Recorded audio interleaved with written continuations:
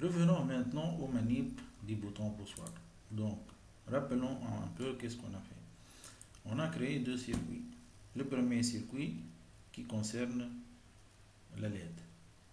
Donc, elle est reliée au pin 13, reliée au GND à travers ce câble. Et bien sûr, on a une résistance.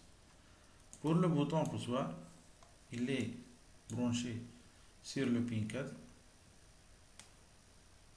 relié au GND et plutôt relié aux 5 volts à travers cette liaison qui est reliée normalement ici avec le 5 volts, et il est aussi relié à la GND à travers cette liaison. Qu'est-ce qu'on veut faire au cours de ce TP? On veut créer un deuxième bouton poussoir, et par la suite, qu'est-ce qu'on va faire?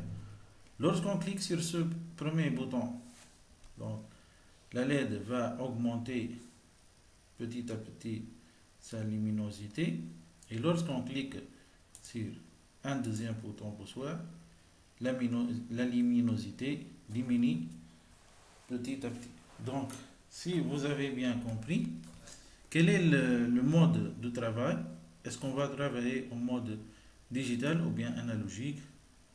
Normalement, on travaille en mode analogique pour pouvoir augmenter progressivement ou bien diminuer progressivement la valeur de la luminosité. Donc, faisons le câblage. Donc, je vais utiliser cette couleur. Donc, cette borne normalement reliée à quoi? Aux bornes négatives. Je peux faire comme ça. N'oublions pas la résistance.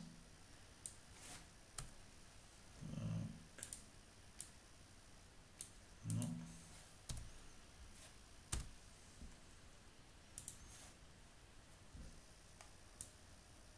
Voilà. Ça, c'est la résistance. Ça concerne aussi cette liaison. C'est la même liaison. Relions par la suite cette pin au un fort positif sur la plaque.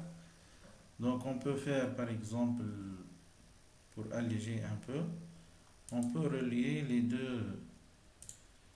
deux ports de la plaque avec par exemple la couleur vert.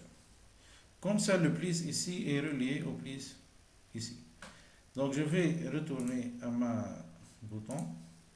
bouton, et je vais faire la liaison, par exemple de cette façon, ou bien comme ça.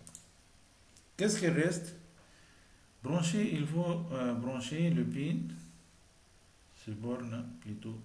cette borne de B avec le pin. On va choisir le pin par exemple 12, ou bien on va choisir le pin 7, comme ça. Donc ajuster un peu.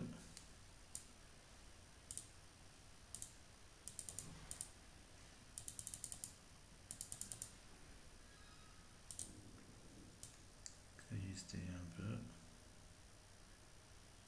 Voilà. J'espère que c'est clair. Donc comme vous voyez, 3 liaisons pour ce bouton et 3 pour ce bouton. Cette liaison normalement doit être en vert. Voilà, comme cette liaison IGND. Aussi celle-là doit être en vert. Donc les liaisons du premier bouton sont en bleu. Les liaisons du deuxième bouton sont en rose ou bien violet. Et pour la LED, ils sont en rouge. Passons maintenant au code.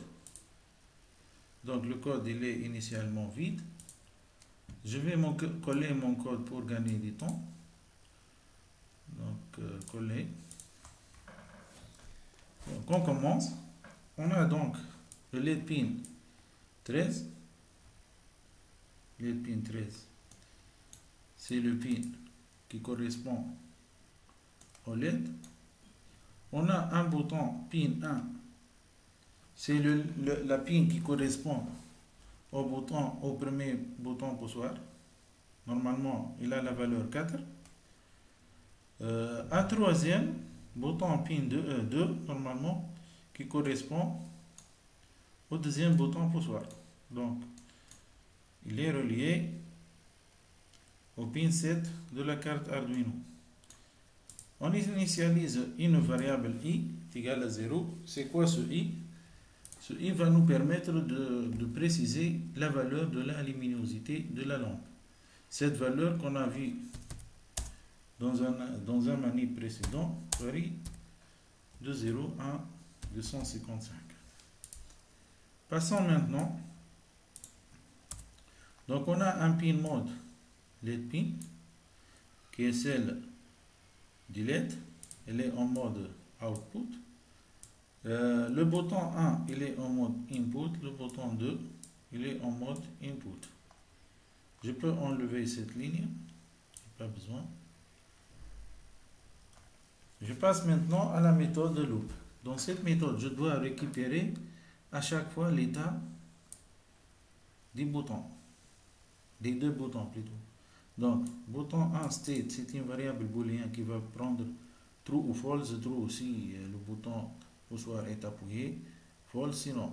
Donc, une variable pour consulter ou bien connaître l'état du bouton pin 1, ce premier bouton, et une autre variable booléenne, bouton de state, pour connaître l'état du bouton 2.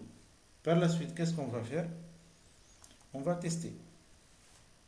Si le bouton 1 state est égal à true, c'est-à-dire si le bouton 1, celui-là, est appuyé, qu'est-ce qu'on doit faire normalement? On doit augmenter notre i et écrire la valeur de i dans le LED pin, c'est-à-dire spécifier la valeur de luminosité. Normalement, le i au début c'est quoi? C'est 0. Lorsqu'on clique sur le bouton ici, elle va s'augmenter de 1. Elle va s'incrémenter de 1. Mais attention, lorsqu'on incrémente, on est dans la fonction loop. On peut dépasser la valeur de 155 qu'on a parlé tout à l'heure. Donc, on doit faire un test. C'est quoi le test? Est-ce que la dernière valeur est de 154?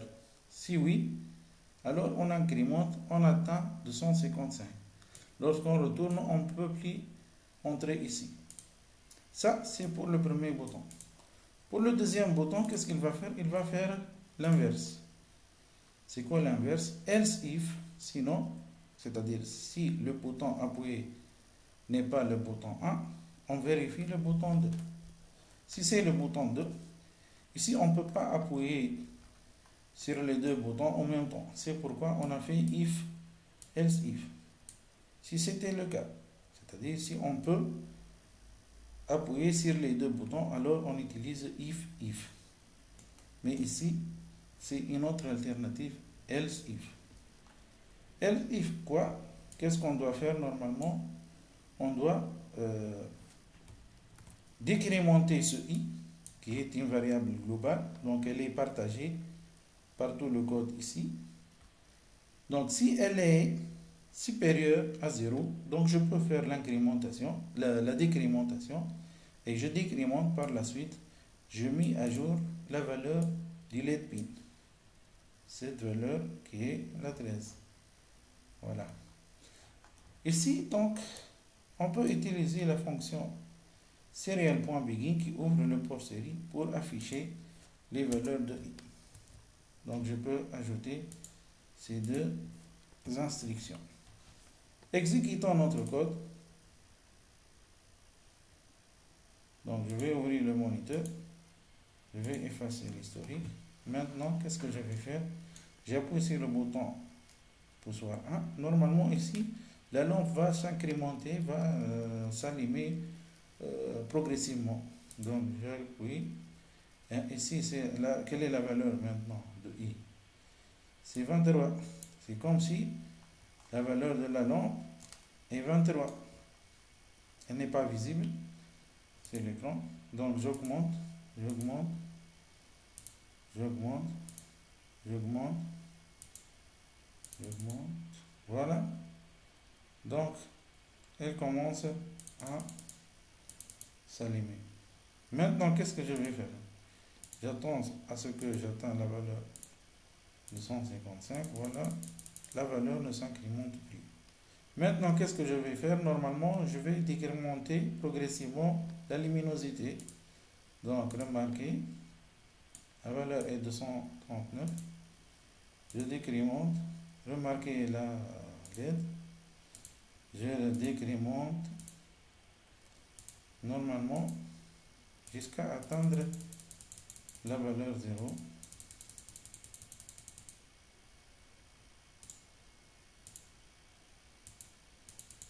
Voilà. Donc, on a vu deux boutons qui travaillent inversement. Un bouton qui augmente la valeur du LED et un deuxième qui fait l'inverse. Voilà, merci pour votre attention.